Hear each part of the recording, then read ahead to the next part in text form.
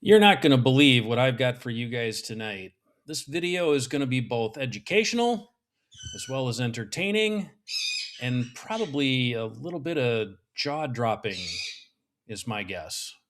Yeah, it's going to be fun.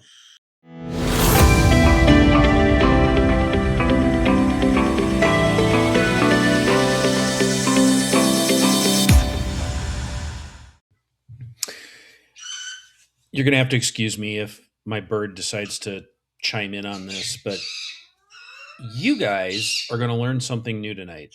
And I learned something new tonight. What you see in front of you are a whole bunch of double capped tubes for coin storage. And these are all tubes with coins in them from the 1940s. Now, they didn't have plastic tubes in the 1940s. So the first words out of everybody's mouth here are going to be, well, wait a minute, they didn't have plastic tubes back then. These aren't original rolls.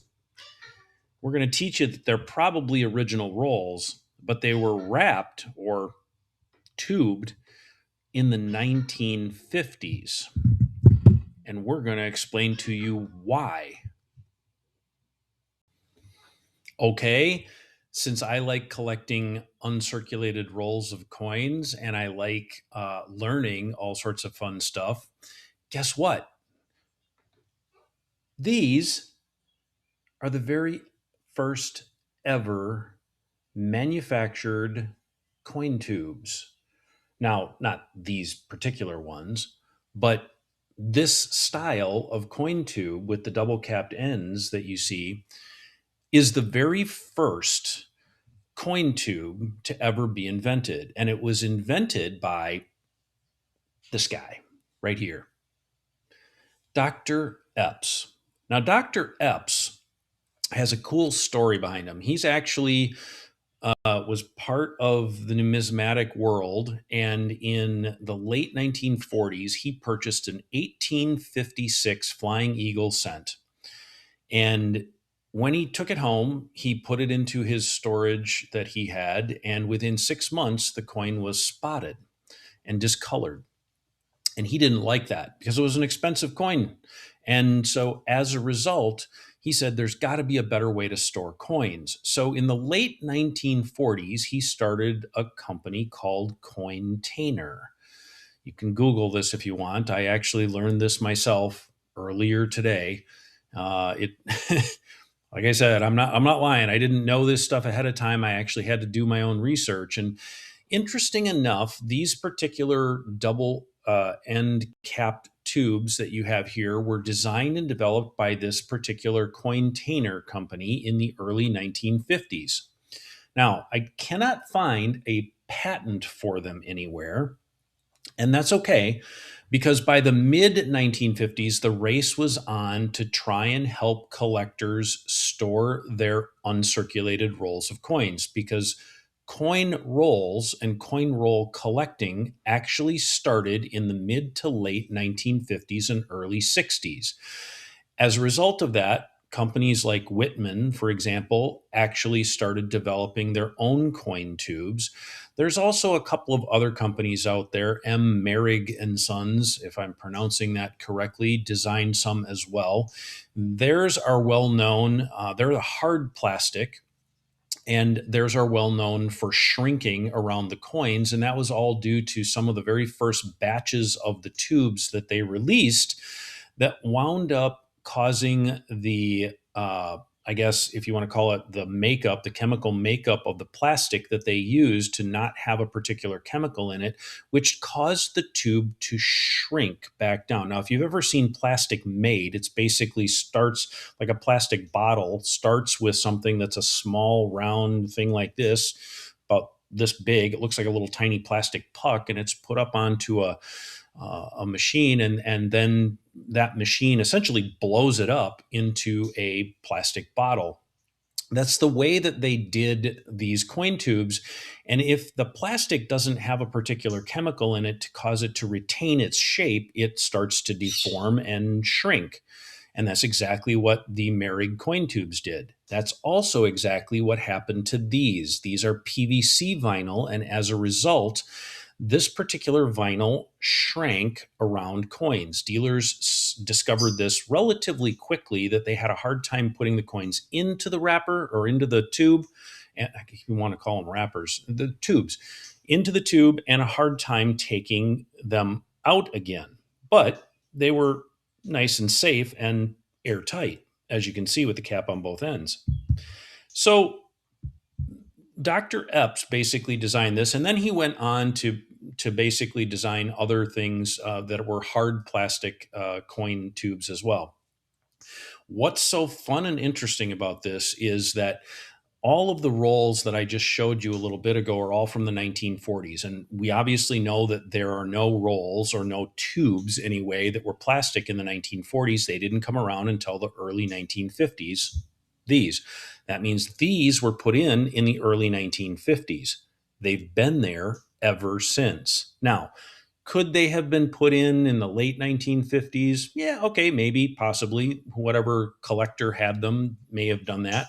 But my guess is, being that there are no rolls here from the 1950s, and I bought the whole collection, and I'll tell you a little bit about where I got them from as we get ready to open one of these rolls. And so I'm expecting that these are probably pretty decent coins, because they were put back in the 1950s. So where did square coin tubes come from? Square coin tubes were actually invented in the mid 1960s, because the one thing everybody hated about the round coin tubes was they roll. And they rolled right off desks and right off counters and everything else, and right onto the floor. And so they invented square coin tubes in about 1965. I think the patent was actually given in 1965 and early 1966, something like that. And there's your history on coin tubes, and the very first ever coin tube being the double capped coin tube. And we have Mr. Epps to thank for it, or Dr. Epps to thank for it. So I am going to go ahead, clear my desk off, and we are going to open one of these rolls. I'm going to tell you a little bit of the history behind where I got them from, and the gentleman that I have been communicating with for well over almost 2 weeks now. And I'm kind of excited to tell you this story. All right. So everybody sees a sharp object and they all go, "You're going to do what to that roll?" Yep, believe it or not, I am. Anyway, history behind these rolls, quite simple. There's a gentleman that I purchased one roll from on eBay. He was selling them, and the roll that I purchased, he sent me the whole, and I'm not sure where I've got it at the moment, but he sent me the entire thing. It came out of one of these tubes, and he had it for sale on his eBay page. And he had the coins all laid out really nice. It was a 1943 Philadelphia mint roll. And I looked at the coins and I went, wow, those are really nice coins. And so at the end of his listing, the last picture of his listing showed a little tray with all of the rest of these in that particular one. And this gentleman's name is Dennis. Dennis, if you're watching, thank you very much for allowing me the ability to do this. You and I agreed on a price, and I very, very much appreciate everything that you have done. And we're going to have some fun with all of these rolls. But back to the story, Dennis was kind enough to get some information in my hands about what it was that he had, and I made him an offer on the whole lot of them and purchased them, because this looked like a really fun bunch of roll reveals to me. Now, these could all be completely and totally junk coins inside, but based on the fact that the 1943 Philadelphia roll looked like that, I'm betting we may get lucky here, because this was a really incredible 1943 roll of coins. So we're going to try and open one of these, and everybody's probably eyeing up this 43D roll, and I'm not going to open this one right away. And the reason why is I've already opened up a 43 Philadelphia roll, or he did. And I wanted to make sure that I opened one of the copper rolls instead. So these rolls all range from 1942 to 1948. And there's some Denver mint marks in here, and there's a San Francisco, there's a 48S San Francisco in here as well, which is really kind of cool. There's a 48D Denver. Now, interesting enough, there's a history behind these tubes and these rolls. So I'm going to randomly pick a roll and we're going to open it. I'm going to tell you what I know about this particular date and what I expect to see for the coins inside. So any particular roll, I'm going to pick this one, and this one is, I need my glasses for this one. This is a 1945D, 1945 Denver Mint. So let's move the rest of these off to the side. So what I know about the 1945 Denver Mint rolls is that they're usually characteristically not the greatest quality in the world. They tend to be somewhat scratched up, especially the Philadelphia Mint 1945s tend to be scratched up. I've never run across a lot of very high-end 45 Denver Mints, so I'm not expecting there to be a whole bunch. The one end of this actually shows a coin and it's slightly kind of dirty under there. You can see it's got some prints to it. And so that's kind of what I would expect to see. The edges all look nice, but it doesn't look like it's an overly BU roll. All right, so how are we going to open this roll?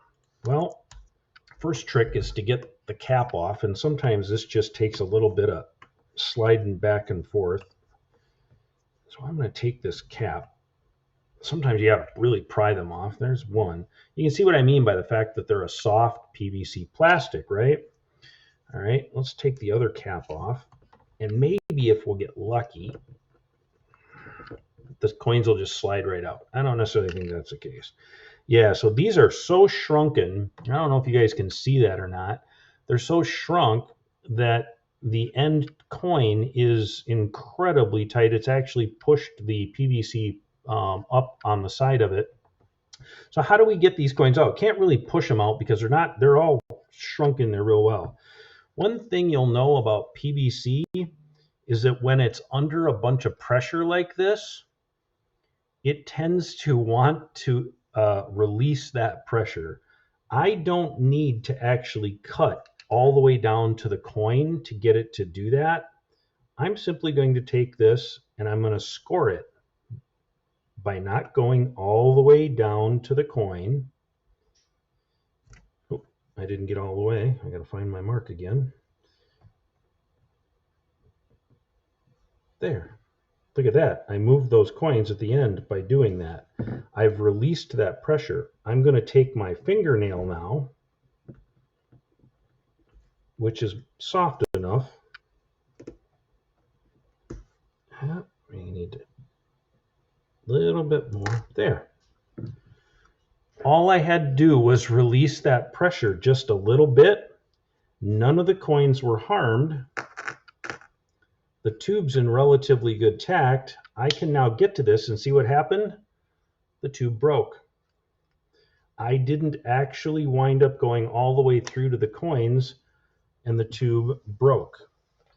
All right, so now that it's loose, let's pull these out of here. Okay. They look pretty nice to begin with, and I'm not going to swear to anything just yet. There's my trick for opening those rolls of coins. You can see that it's basically just a round PVC. Put that off to the side.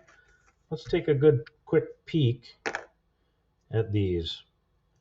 Okay, I stand corrected. These are incredibly nice coins.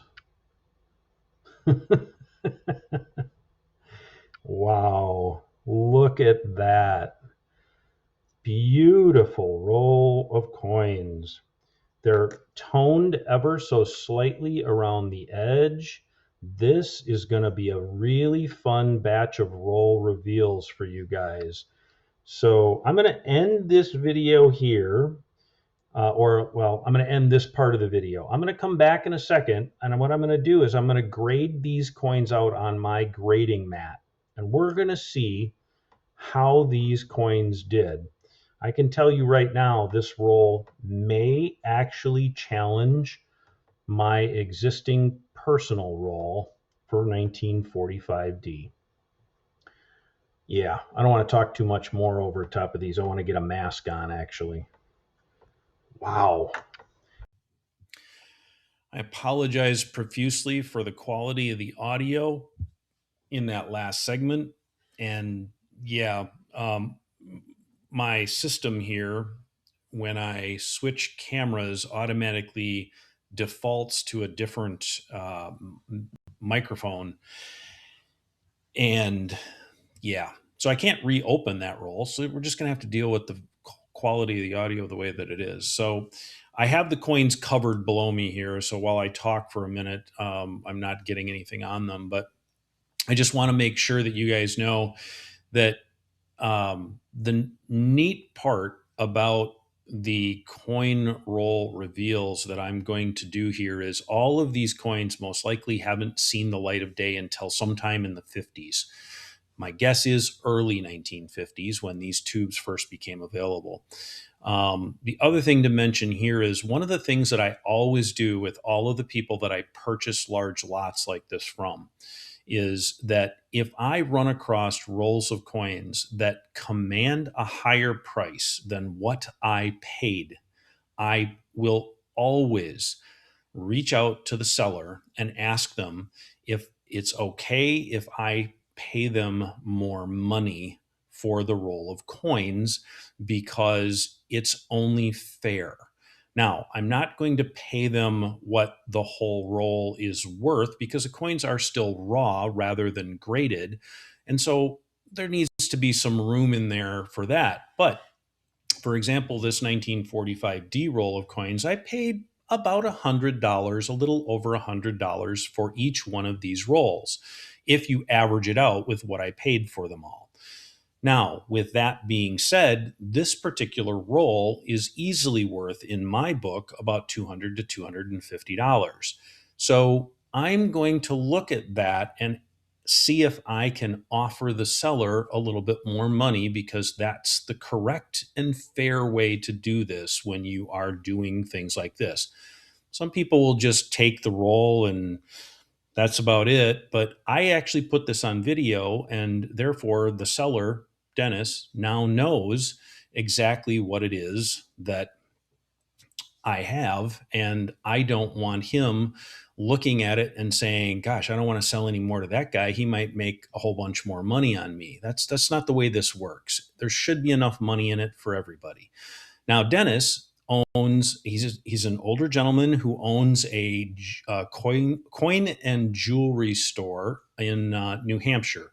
And as a result of that, he and I have been conversing back and forth with emails and stuff like that. I plan on calling him tomorrow, actually, at some point in the day to his actual coin and jewelry store, and just chatting with him a little bit and telling him what all I found. He is planning on watching this video, so he's going to he now knows that I'm going to give him a call tomorrow. But I'm extremely excited to grade this out. I will see how I do here momentarily, and I'll be back in a minute with the results. Okay, so I have a mask on, and that's probably why I sound a little bit on the fuzzy side, because I don't want to talk over these. But as you can see, this roll turned out to be a pretty decent roll. It does not beat my personal roll, but it is a pretty darn amazing roll. There is one coin up here at the top that has a shot at 67 plus. The rest of these are a lot of 67s and some really nice 66s that may wind up filling in the 66 plus category here as well. So the roll is just absolutely beautiful. It's stunning. Some of the 64s down here show some of the spots and spotting that's very common on the 45D.